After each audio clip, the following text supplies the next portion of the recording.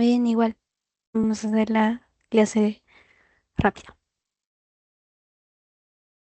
Eh, Buenas tardes, chicos. Vamos a hablar el día de hoy sobre el síndrome síndrome nefrótico y el síndrome nefrítico, ¿no?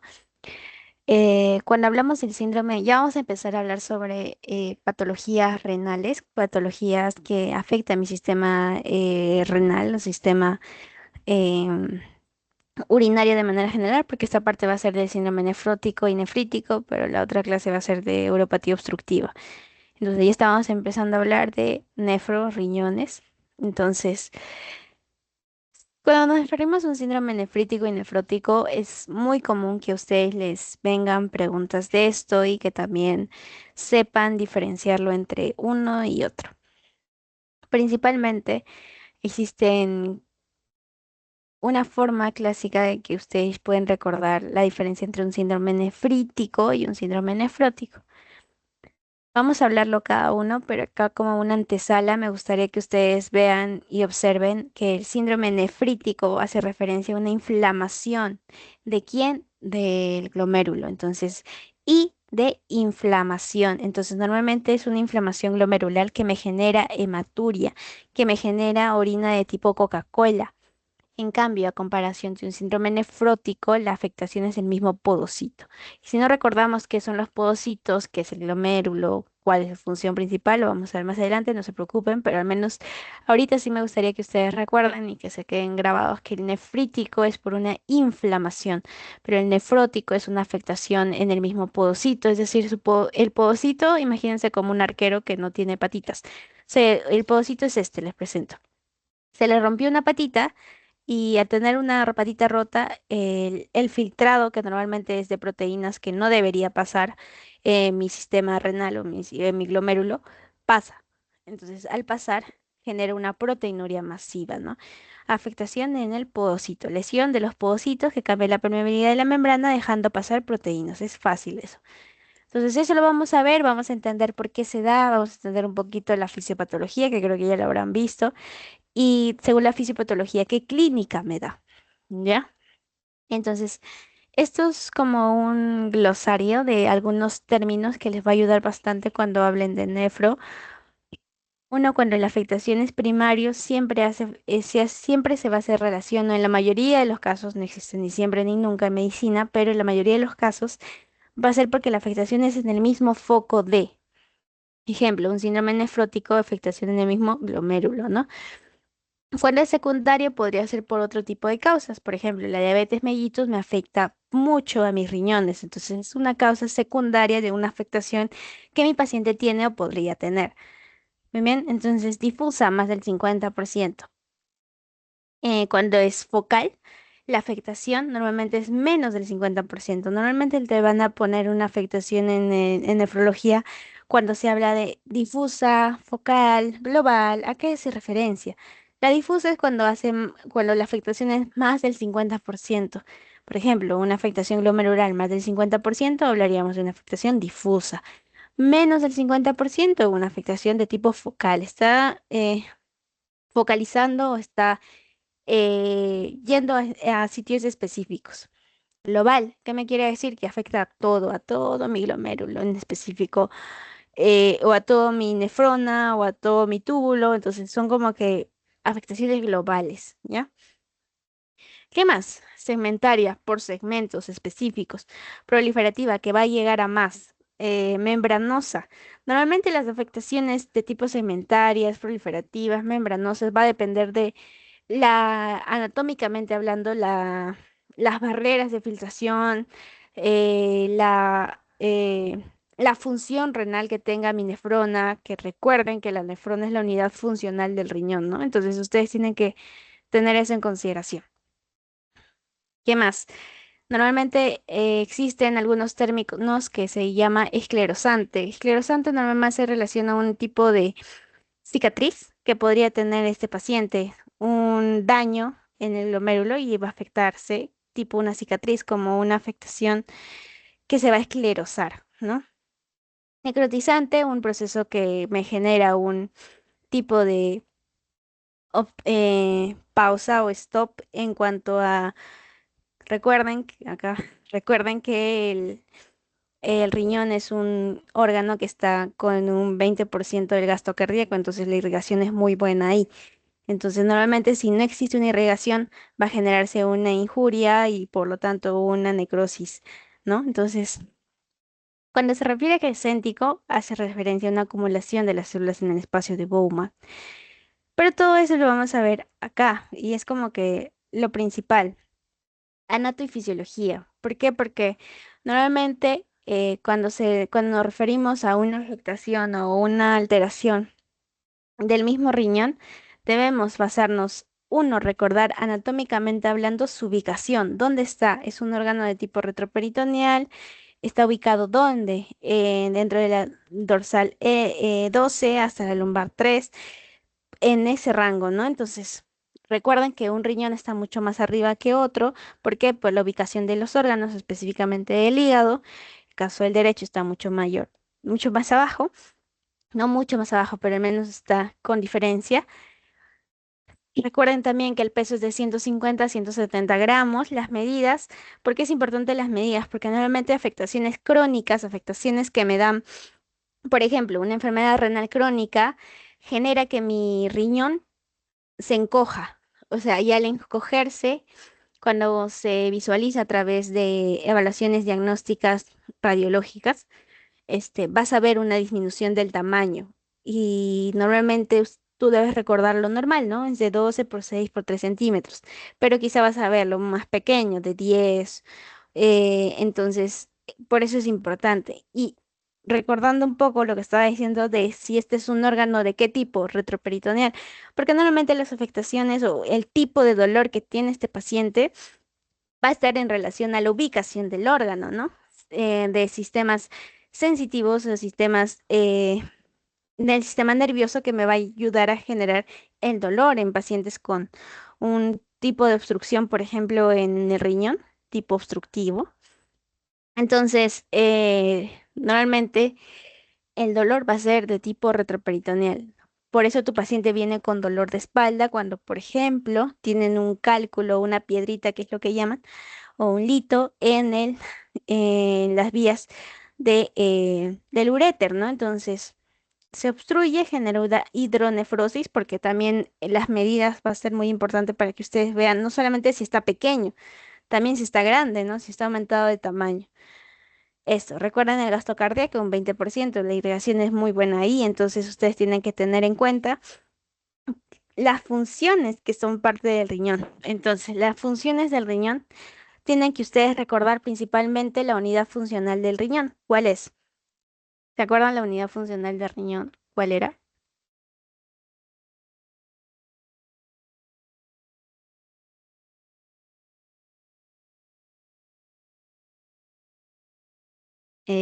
Margot, ¿estás?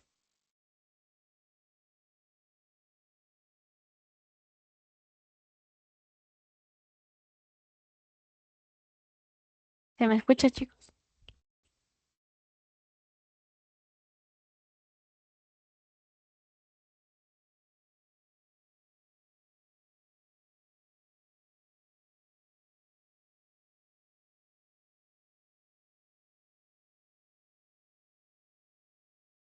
Sandro, ¿estás? ¿Cuál es la unidad funcional del riñón?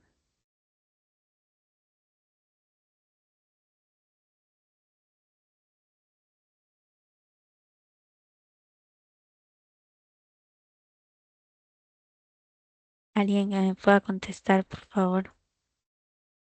Yadira, ¿estás?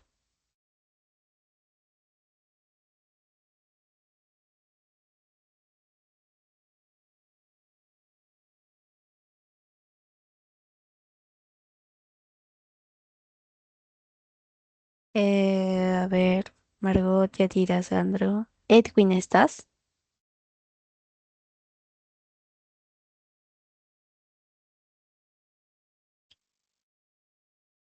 Franco, ¿estás?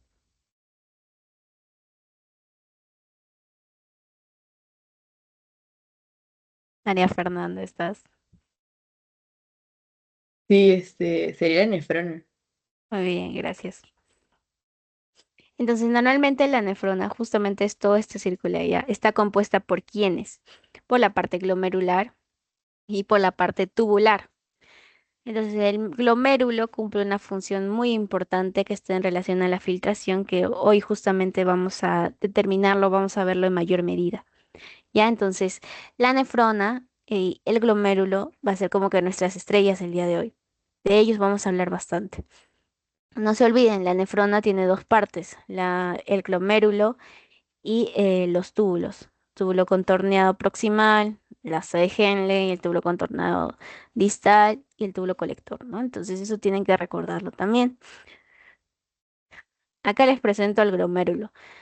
Recuerden que la arteria aferente es la que llega, ¿ya? Llega. Pero la arteria eferente es la que se va, que está... ¿a ¿Dónde es? Eferente es la que se va. Entonces, ¿cómo va a ser para que ustedes nunca se confundan entre aferente y eferente? E de exit, de salida, pues, ¿no? En inglés. Entonces, normalmente esa forma puede, porque en todos los órganos existe una arteriola aferente y una arteriola eferente, o en la mayoría de los órganos hay eso. Entonces, para que no se confundan, aferente llega y eferente exit de salir. Ya, sale. Muy bien, entonces este es nuestro glomérulo. Esto nos ayuda bastante a darle un proceso muy importante dentro de las funciones, la filtración, la reabsorción, la secreción y la excreción, en este caso menos del 150 miligramos por día. La barrera de filtración glomerular eh, es la que nos ayuda bastante a realizar la función de filtración en el riñón, ¿ya? Y la barrera de filtración glomerular tiene como que criterios para que puedan pasar. Imagínense una entrada de algún evento que tú tienes que pasar como que por filtros para entrar. En este caso, el riñón o el mismo glomérulo en específico, lo que hace es llegan como que las sustancias a través de la vía aferente y mira qué sustancias se puede quedar en mi cuerpo que son beneficiosas, ¿no? Beneficiosas. Entonces, si son beneficiosas, se quedan en nuestro organismo. Pero lo contrario, si son malas, lo expulsa a través de la orina, ¿no? Desechos. Entonces, eso es lo que tienen que recordarlo. Recuerden que dentro de la barrera de filtración glomerular, al ser una barrera, tiene cápsula, uno de Bowman y otro de glomérulo. La cápsula de Bowman está en relación a la capa parietal y a la capa visceral. Dentro de la capa visceral vamos a encontrar los povocitos, justo lo que estábamos hablando anteriormente, y son estos, los les presento, son como estos rosaditos que tienen como piecitos, ¿ya? Entonces, si se dan cuenta, la barrera de filtración glomerular, la filtración de manera general, va a pasar por etapas o por capas, mejor dicho. Entonces, tienes tres criterios para que pase una sustancia. Uno, el tamaño del ion o de la célula que quiera pasar. Otro, la carga iónica, si tiene una carga positiva, si tiene una carga negativa. Y también las fuerzas según Starling, es decir, cuál está en relación de la presión oncótica, osmótica. Entonces, todo eso son como que los tres criterios importantísimos para decir, bueno, tu sustancia puedes pasar y esta sustancia no puede pasar. El tamaño, ¿por qué? Porque normalmente, como les había dicho en un inicio, las proteínas no se encuentran en la orina, normalmente no se debería encontrar en la orina. Si por A se encuentra es porque justamente el pie de este pocito se rompió y el agujero que había para que pase se ha agrandado. Entonces, el tamaño de la célula, en este caso de proteínas, es súper grande. Entonces, más de, supongamos 50 nanómetros más o menos. En nanómetros también, perdón. Bueno, la cosa es que es más grande eh, que de lo normal que debería hacerse la filtración. O sea, el espacio que debería pasar la proteína es más grande cuando el podocito se rompe su patita. Se rompió su patita y pasa esta sustancia que normalmente no debería pasar. ¿Qué sustancias no deberían pasar? Por ejemplo, sodio, por ejemplo, proteínas, por ejemplo, sustancias de carga positiva, como el sodio. Entonces, normalmente esas son sustancias que no pasan. ¿Qué pasa, con la redundancia, si esta sustancia ingresa? O sea, se va a través de la orina. Si se va a través de la orina, normalmente lo que pasa es que vamos a tener clínicamente una proteinuria. Por eso, cuando hablamos de un síndrome nefrótico, nos referimos a una proteinuria en rango nefrótico, ¿ya? Muy bien. Entonces, esta es la función de los pocitos, ayuda bastante a la filtración a través de la capa visceral. Tenemos al glomérulo, que está en relación a la membrana basal glomerular, las células endoteliales con poros fenestrados, que también como que son una forma de filtrar a las sustancias y hacer que se quede lo que necesita tu cuerpo y botar los que no necesita, ¿ya?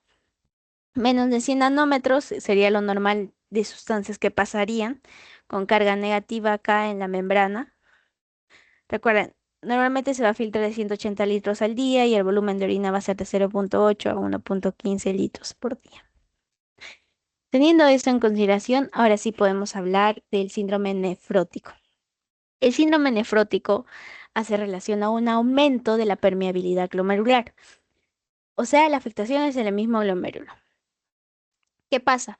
En la barrera de filtración glomerular, estos de acá son los pocitos que tienen como patitas, si se dan cuenta, acá justamente se ve, se nota. Entonces, ¿qué pasa en un síndrome nefrótico? Estas sustancias, llegan las sustancias de manera normal, pasan a al glomérulo, en este caso, y existen una barrera de filtración glomerular que dice, bueno, vete al espacio de Bowman para que puedas irte a través de la orina. Se va por el túbulo contornado proximal, la orina, y se elimina, ¿no? Bueno, sufre una reabsorción, una absorción a través del túbulo contorneado proximal, que ustedes ya conocen, ya saben, a través de fisio. Entonces, ¿cuál es la causa más frecuente que me genera una enfermedad de un síndrome nefrótico o una enfermedad glomerular? A la cabeza, en la mayoría de los casos, va a ser la diabetes. Afecta mucho al riñón. Es como que las primeras causas que van a generar una enfermedad renal. Enfermedad renal como tal. Paciente que tiene diabetes, normalmente, si se dan cuenta, la barrera de filtración acá está bonita, ¿no? Voy a señalarlo con entero. Acá, un paciente que no tenga diabetes, la barrera de filtración está bonita. Si se dan cuenta, uy, todo funciona bien. La orina se desecha, se recoge lo que necesita, sigue con nuestro cuerpo, todo no hay problema. ¿Qué pasa con la diabetes? Uno, recuerden que la afectación diabética no solamente es por una afectación endocrinológica, sino también va a afectar de manera vascular, va a afectar de manera neuropática, va a afectar, o sea, afecta todo. Entonces, la arteriola aferente va a uno ocluirse, va a estar mucho menos dilatado, no va a dilatarse, generando pérdidas de proteínas porque la barrera de filtración glomerular ya no cumple esa función de manera adecuada. Los podocitos se rompieron. El agujero que pasaba normalmente o que no pasaba, mejor dicho, las proteínas, ahora pasa. Entonces eso tiene que tenerlo en cuenta. Es como que una de las primeras causas dentro de la etiología secundaria, ¿no? Entonces, la etiología se va a dividir en primaria y secundaria. Primaria, los cambios mínimos en niños. Eso también les puse como pregunta de examen. Recuerdan, es pregunta de examen también en muchos lugares.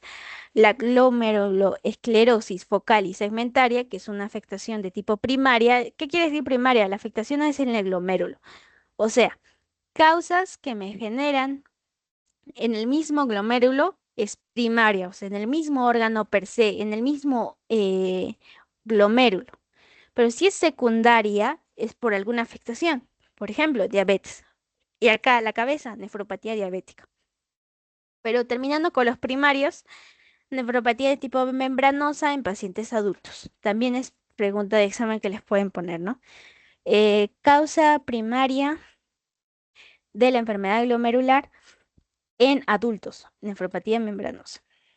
Secundaria, una nefropatía diabética, nefropatía amiloide y nefritis lúpica, que es muy frecuente que los pacientes vienen con lupus y con una afectación renal, ¿ya? También eso tienen que tenerlo en cuenta.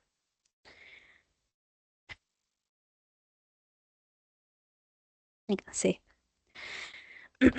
El diagnóstico normalmente vamos a darlo a través de estos 5 puntos súper importantes Y porfa, resáltenlo con amarillo, con rosado, con el color que les guste, porque normalmente pregunta, ¿ya? Y es muy importante para que ustedes puedan diferenciar un síndrome nefrótico con un síndrome edematoso, con un síndrome nefrítico, que son cosas diferentes. Si tu paciente tiene proteinuria masiva de más de 3,5 gramos al día, o sea, no se olviden de esto al día, porque normalmente preguntan y les ponen más de 3,5 gramos en 12 horas, y no, debe ser al día. En 24 horas también pueden ponerlo. Hipoalbuminemia, menos de 3 gramos por decilitro. Edema, asitis, anasarca, hiperlipidemia y lipiduria. Normalmente todo esto tiene una fisiopatología que lo vamos a ver acá, pero es súper importantísimo que ustedes recuerden esto, porque normalmente van a preguntarles, ¿ya? Este, me olvidé qué les iba a decir. Mm, les iba a decir algo con eso. Ay, ay, ay, ya. Acá les digo. Normalmente existe una lesión en el glomérulo. Esta lesión del glomérulo me va a aumentar la permeabilidad. El aumento de la permeabilidad me va a generar una proteinuria, es decir, salen proteínas por la orina que normalmente no deberíamos tener proteínas en la orina. Entonces, por eso la proteinuria es muy frecuente que se tenga, que lo vean al examen clínico o te diga el paciente, te diga, doctor, he venido porque, bueno, últimamente estoy con edema así en los pies, mis pies se hincha demasiado y orino tipo espuma o lava de cerveza. ¿A qué se deberá o qué cosa tengo? Normalmente es por pérdida de proteínas, la lava de cerveza o el espuma que está encima de la orina de los pacientes, ¿no? Proteinuria. ¿Qué pasa? ¿Qué genera la proteinuria? Una hipoproteinemia. Recuerden acá, sí me gustaría que lo entiendan, espero que sí me lo entiendan. Uria hace relación a orina, nemia hace relación a sangre o sérico. Cualquiera de los dos le pueden llamar, ya es lo mismo. ¿Por qué una proteinuria, o sea, pérdida de orina pérdida de proteína en la orina? Me genera una hipoproteinemia. Fácil, porque estás botando proteína, que es una sustancia que no deberías tomar, que no deberías eliminar, mejor dicho, a través de la orina. Normalmente se debería quedar en tu sistema, en tu sistema sanguíneo, en tu sangre, en la irrigación, porque la necesitamos. La proteína es súper importante para nosotros. Entonces, si botas mucha orina por la orina, mucha proteína por la orina, normalmente por la sangre, cuando ustedes te hagan un análisis, van a tener proteínas bajas, ¿verdad? Y eso es lo que se llama hipoproteinemia. En sangre, las proteínas están súper bajas. Ya, a eso queremos referirnos. ¿Qué hace o qué causas me da por tener proteína baja en mi sangre? Uno, estimula las síntesis hepáticas. Esta síntesis hepática me va a dar una hiperlipidemia. Recuerden que la hiperlipidemia, no sé si hemos visto, pero hiperlipidemia normalmente me va a dar lipiduria, ¿se acuerdan? La placa ateroma que se genera en los vasos o en la vascularización normal, una estría grasa y todo ello, que ya lo habrán visto en pato, lo van a ver recién. Hipogamaglobulinemia, perdón, hipogamaglobulinemia, que normalmente es por infecciones de tipo de PBI, ¿no? Entonces, normalmente tus pacientes van a venir quizá con ascitis, peritonitis bacteriana espontánea, eh, la hipoproteinemia que me va a dar riesgo de trombosis, me va a dar hipoalbuminemia, porque recuerden que la albúmina es un tipo de proteína que está en el hígado. Entonces la hipoalbuminemia me da por consecuencia de que estoy botando a través de la orina proteína, ¿no? Presión oncótica plasmática, transudación capilar del agua plasmática y por consecuencia, edema. Aquí está especificado toda la clínica en que normalmente viene tu paciente. Y por eso no se deben olvidar, porque normalmente les van a preguntar ya, ¿Por qué el paciente con un síndrome nefrótico tiene hiperlipidemia? Uno, porque existe una lesión glomerular. Esta lesión glomerular genera una mayor permeabilidad, generando pérdida de proteínas a través de la orina. Esta pérdida de orina a través de la proteína va a generar una pérdida o una disminución de la proteína sanguínea. Esta pérdida sanguínea de proteína o una disminución, en este caso de proteínas en la sangre, vamos a generar un estímulo, una síntesis hepática. No se va a estimular la síntesis hepática generando una hiperlipidemia. Esta hiperlipidemia me genera la lipiduria. Todo eso deben saberlo para contestar cuando ustedes hagan el pase de visita, que normalmente siempre preguntan, así que ya les estoy diciendo. Esto es una tabla que nos ayuda a diferenciar los valores bioquímicos, normalmente si son normales, si existe una desnutrición, si hay una hipoalbuminemia, dependiendo de, ¿no? Entonces, normalmente tu paciente va a venir con lipiduria, hipoalbuminemia, edema y su proteinuria, ¿no? Con esto.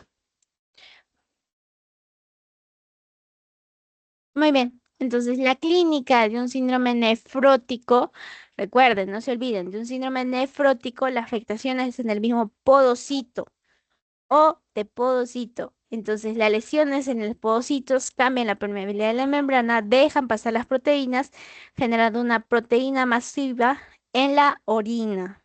No se olviden, por favor. Dentro del síndrome nefrótico, eh, la definición es una manifestación clínica con alteraciones bioquímicas. La barrera de filtración glomerular está aumentada, genera proteinuria mayor. Acá es más, no se confundan. Mala mía al escribir. Entonces es una proteinuria más de 3,5 gramos en 24 horas. No se olviden de eso. Hipoalbuminemia, menos de 3 gramos de albúmina, obvio. Edema, dislipidemia y lipiduria. Son como que la clasificación o la clínica, floridaza de que un paciente tiene un síndrome nefrótico. ¿Por qué? Porque normalmente viene tu paciente con edema, así, bien hinchado. Y tú, bueno, le pones paciente con sospecha de, o bueno, ni siquiera sospecha, le diagnosticas, le dices paciente con diagnóstico de un síndrome nefrótico. Y el nefrólogo va a venir y te va a decir, ¿cómo tú me dices que es un síndrome nefrótico si ni siquiera le has pedido estudios para poder determinar uno, la hiperlipidemia, la lipiduria, la proteinuria en rango nefrótico, ni la hipoalbuminemia? ¿Por qué? ¿Por qué me dices eso? Entonces, normalmente si tú miras un paciente con un edema, la descripción clínica vas a decir síndrome edematoso. No le vas a dar un diagnóstico específico a ese caso cuando tú realices una historia clínica. No, le vas a decir síndrome edematoso porque normalmente es lo que miras. Eso sí, no te puede objetar, te puede decir, bueno, estás viendo un síndrome edematoso, no estás viendo un síndrome nefrótico porque aún faltan estudios que tú puedes realizar o puedes ver. Tienes todos los estudios y recién puedes decir que es un síndrome nefrótico. Antes no, sería hablar de un síndrome de tipo edematoso, ¿ya? No se olviden, quizás les pueda ir tocar en nefro cuando lleven. Muy bien, la alteración de la barrera de filtración glomerular existe una pérdida de proteínas por la orina, no se olviden. El mecanismo específicamente por cargas negativas disminuye en la pared, en la membrana basal glomerular de tamaño aumentado, aumento de presiones. Recuerden que esto es lo que hablaba de los tres criterios importantes. El tamaño, que es acá, perdón, la carga iónica o no, aumento de presión capilar o glomerular, que vendría a ser las fuerzas de Starling, la presión oncótica y todo ello, cambio de presiones. Entonces, esos son los tres criterios que van a tener que tener en consideración. Muy bien. Y bueno, eso es del síndrome nefrítico para que lo puedan diferenciar. Cuando terminemos el síndrome nefrítico, vamos a volver a hablar de este. Muy bien, el síndrome nefrítico. Normalmente el síndrome nefrítico hace un proceso de tipo inflamatorio agudo. Este tipo de proceso de manera inflamatoria me ayuda bastante a reconocerse porque su fisiopatología normalmente se da, uno, por lesión glomerular en un inicio, todos empiezan así, Luego que existe una inflamación, esa inflamación me genera una disminución de la filtración glomerular. Esta disminución de la filtración glomerular, ¿qué me va a dar? Oligoanuria, azoemia y hematuria. Recuerden, acá está. Normalmente cuando nosotros hablamos de oliguria, hace relación a una reducción del volumen urinario, debajo de 400 mililitros en 24 horas, no se olviden. Muchos confunden poliuria con poliacuria, son cosas diferentes. Entonces, la poliuria es el volumen, poliuria, poli de policía, es el volumen de la orina. O sea, mucho volumen de orina hace el paciente. La polacuria, perdón, normalmente es que va muchas veces al baño, pero con poco volumen. Entonces la pola o polaqui es porque va muchas veces al baño, pero quizás solamente va ahorita y hace como que 2 segundos. Va dentro de un rato, 2 segundos. O sea, es muchas veces por poco volumen. No se olviden porque normalmente también preguntan polacuria y polacuria. Poliuria y polacuria. La disuria es una emisión dolorosa o dificultosa en la orina. Di- Cuando les hablen de dis, es muy frecuente que sea dificultad, dolor, así. Cuando les hablen también de disnea, dificultad respiratoria, en este caso es una emisión dolorosa o dificultosa en la orina. Oliguria, ya habíamos dicho, por debajo de 400 milímetros en 24 horas. La anuria, que es una ausencia total en la orina cuantía inferior de 50 mililitros de 24 horas. Recuerden que A es sin, o según lo que las nomenclaturas A es sin, entonces sería ausencia total de orina o menor a 50 mililitros en 24 horas. Nicturia, que quiere decir un incremento en la producción y emisión de orina durante la noche. Cuando pasen por urología o nefrología, les van a decir que nicturia es diferente a nocturia, pero eso ya lo van a ver más adelante. Son cosas diferentes, nicturia y nocturia. Ya ustedes lo van a, espero lo puedan buscar. Si me contestaría, les dijera. Cuando lleven nefro, lo averiguarán. Semiología renal. Normalmente es muy frecuente que les hablen sobre la diuresis, que es como que lo que debe orinar mi paciente entre 500 a 2 litros al día. Normal, 0,5 a 1 mililitro por kilogramo de peso en hora. Igual, poliuria, anuria, polaquiuria, disuria, nicturia. Lo único que acá ya hemos aumentado es la hematuria, que es presencia de eritrocitos o de glóbulos rojos o de sangre en la orina, en pocas palabras. Coliuria, presencia de bilirrubina en la orina. Muy bien. Entonces, teniendo ya esos términos en consideración, porque normalmente siempre les van a preguntar, debemos volver acá. Oligoanuria, es decir, mi paciente está, ¿se acuerda? Normalmente retiene sal, sodio, y esta retención de líquidos me va a generar un edema, ¿ya? Por eso, en la mayoría de los casos, los pacientes, las características clínicas de un síndrome nefrítico, que es un proceso inflamatorio, vienen pacientes con hematuria. Hematuria de tipo dismórficos, porque los dismórficos, no sé si se habrán dado cuenta, tienen un tipo de afectación. O sea, dismórficos, ¿por qué? Porque normalmente tu glóbulo rojo es así, ¿verdad? Redondito, bonito, todo bien. Pero dismorfismo, ¿por qué? Porque normalmente sale así, medio todo chueco, toromboleado. ¿Por qué? Porque la afectación es glomerular. Si la afectación es glomerular, la hematuria siempre va a ser de tipo dismórfica. No se olviden, también van a preguntar, no solo acá en laboratorio también les puede preguntar. Hipertensión arterial, muy frecuente que se acompañe de un síndrome nefrítico. ¿Por qué? Por la inflamación va a generar un aumento de presiones, ¿no? Entonces, el edema, la azoemia, proteinuria, pero no está en rango nefrótico, puede estar en 3, no sé, pero no está en rango nefrótico, eso tienen que recordarlo. Oliguria y leucocituria, leucocitos en la orina. Esta es la hematuria de tipo dismórfica. No tiene una forma específica, lo que está en amarillito, ¿ya? Muy bien. Este es un tipo meme, una imagen que les ayuda mucho a tener, a recordar el síndrome nefrítico. Normalmente es una inflamación del glomérulo. Hablamos que si mi paciente está acompañado de una hipertensión arterial, aumento de las presiones genera ¿qué? Una oliguria. En este caso, presenta también hematuria o orina de tipo Coca-Cola. También lo pueden llamar así. Eh, ahí, estas son las causas, ¿no? Que ahorita lo vamos a ver. Entonces, muy bien.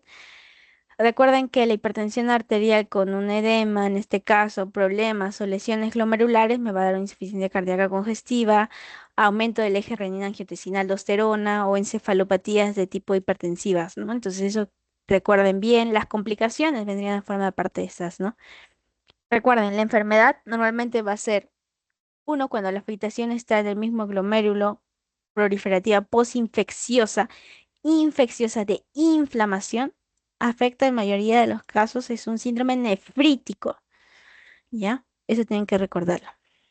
Y acá, glomerulonefritis de complejo inmune, enfermedad de tipo antimembrana basal glomerular, antígenos o antígenos, la vasculitis, que es de tipo con un positivismo para ANCA, que eso ya es inmunoglobulina, que lo ven en laboratorio, la verdad.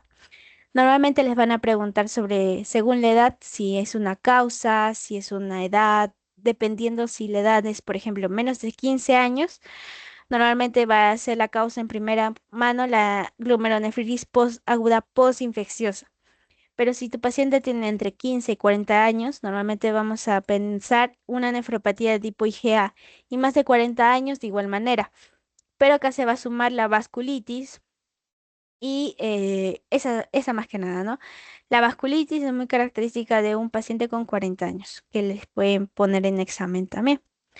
Recuerden, un síndrome nefrótico y un síndrome nefrítico. No se olviden las triadas clásicas de cada uno, del síndrome nefrótico, del síndrome nefrítico.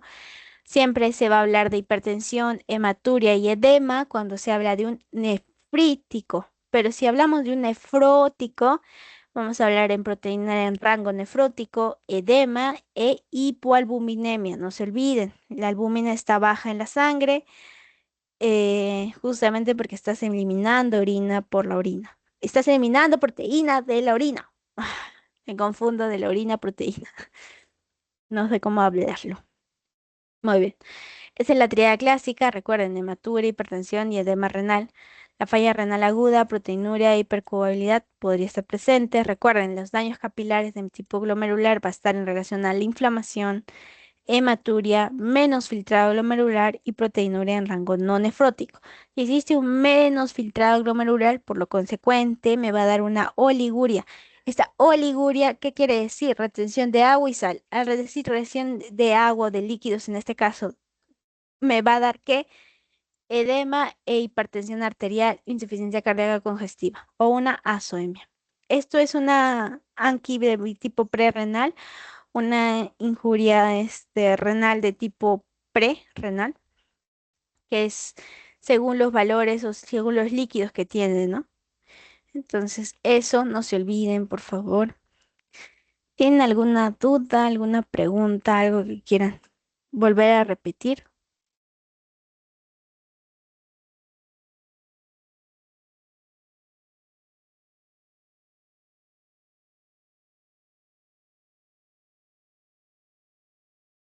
No se olviden de esto, por favor, de la semiología renal.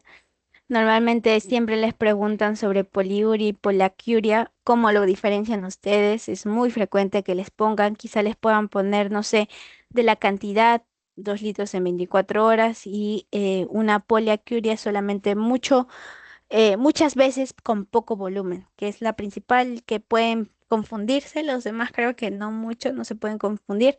Recuerden que oliguria es como una disminución del volumen de la orina, ¿no? Es diferente a la poliuria, que es mucho volumen. En cambio, la oliguria, poco volumen, ¿ya? único, ¿no? Acá, me faltaba decirles. Dentro del síndrome nefrítico, recuerden un proceso inflamatorio, la definición, recuerden. Daño glomerular. Este daño glomerular me da hematuria, proteinuria no nefrótica, edema, hipertensión arterial. Puede haber injuria renal aguda. Puede haber una reducción, en este caso, de la velocidad de segmentación glomerular o de filtración, perdón, glomerular, el BFG, ¿no? Histopatológicamente hablando, ¿qué podemos ver? Proliferación de alguna estirpe celular glomerular.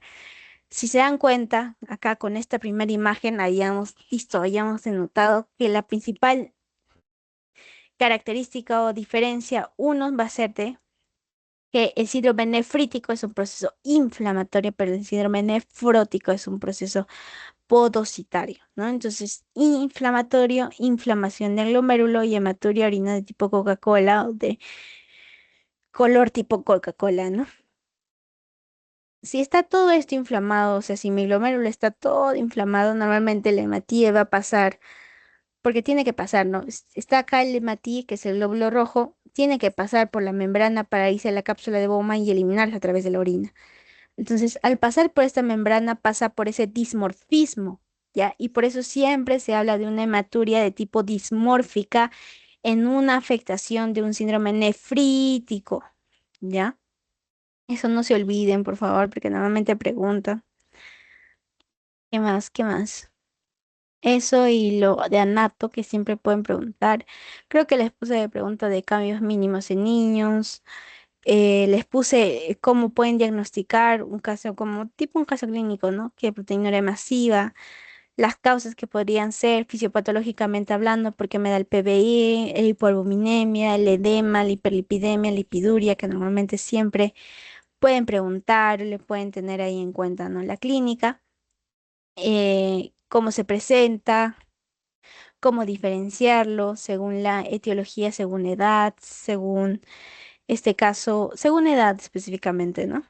Y si es de causas inflamatorias o de causas podocitarias. Normalmente el paciente con cambios mínimos o pacientes con pediátricos que vienen con una afectación glomerular van a verse así, ¿no? Unas edemas, no solamente de tipo una nasarca, que es una afectación ya más compleja, más un edema en la mayoría de la parte de los cuerpos, ¿no? Del cuerpo, perdón, de los cuerpos. Muy bien.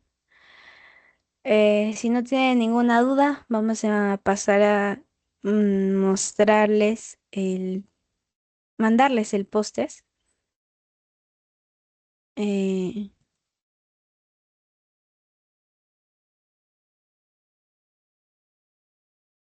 ustedes, ustedes.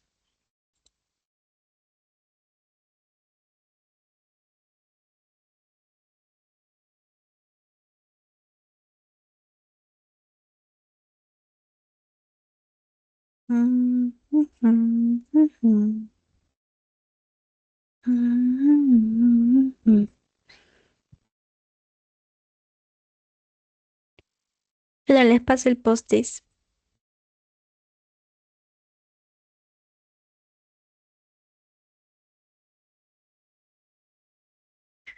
Volvemos entonces a las 4:58, 6 minutos para que lo puedan resolver. Y ya terminaríamos con eso, chicos. Lo vamos a resolver, no se olviden. Pero háganlo, porfa.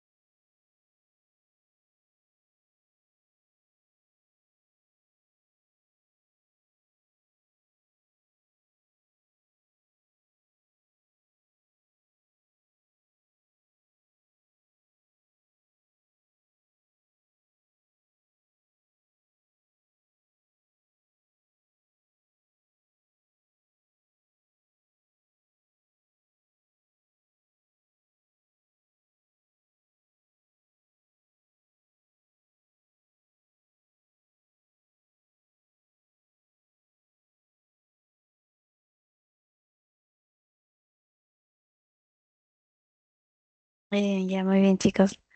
La etiología del síndrome nefrótico, la causa primaria, en este caso en niños, recuerden que los cambios mínimos es muy frecuente en niños. Glomerulonefritis focal y segmentaria, recordarán acá que vimos las causas según la edad. Eh, Glomerulonefritis focal y segmentaria en cualquier tipo de edad, adultos en mayoría de los casos o en edad jóvenes. Nefropatía de tipo membranosa, muy frecuente en adultos, ¿no? La clínica del síndrome nefrótico, recuerden la famosa triada, proteinuria, hipoluminemia y edema. Aparte de ello se suma hiperlipidemia y lipiduria. Normalmente siempre preguntan esto, entonces por eso les digo o les hago ver. Hematuria y proteinuria no nefrótica e hipertensión arterial que puedes ahí aumentar con edema serían causas de un síndrome nefrítico, no un nefrótico. Etiología del síndrome nefrítico en pacientes con edad de más de 40 años, linfopatía de tipo IgA, ¿no? Poliuria, aumento del volumen de la orina. Dentro de la fisiopatología del síndrome nefrítico, por cuál es la causa de tipo, en este caso, existe una inflamación que me genera una igualuria, azoemia y hematuria, ¿no? Edema, proteinuria en riego nefrótico, no. Proteinuria en glicosituria, no. Al contrario, eso sería el síndrome nefrótico, ¿no? Entonces, eso. Espero les haya ayudado bastante la sesión de hoy. Muchas gracias, chicos, por ingresar. Eso sería todo. Gracias.